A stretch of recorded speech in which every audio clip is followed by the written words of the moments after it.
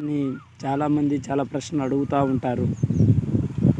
అలాగా వాటికి సమాధానం చెప్పే సమయం లేక నేను ఎప్పుడు దాని గురించి ప్రస్తావించలేదు. నేను ఒక సాధారణమైనటువంటి వ్యవసాయ కుటుంబంలో పుట్టాను. నేను అనుకున్న ప్రతిదీ చేయగలిగినాను. దానికి కారణం నా తల్లిదండ్రులు, నేను నమ్మిన నా దైవము, నాలో ఉన్న నమ్మకం.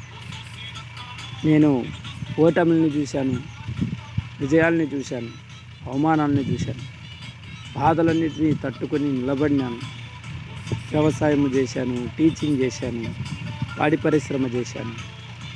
ఆర్థిక అభివృద్ధి కోసం ఎన్నెన్ని రంగాలలో నుంచి అవకాశాలని అందిపుచ్చుకున్నాను. చివరికి మనోవేదన ఎందుకో నన్ను వదలలేదు. ఎందుకంటే నేను ఇంకా గొప్ప స్థాయికి వెళ్ళాలి అని నాలో ఉన్న ఆలోచన.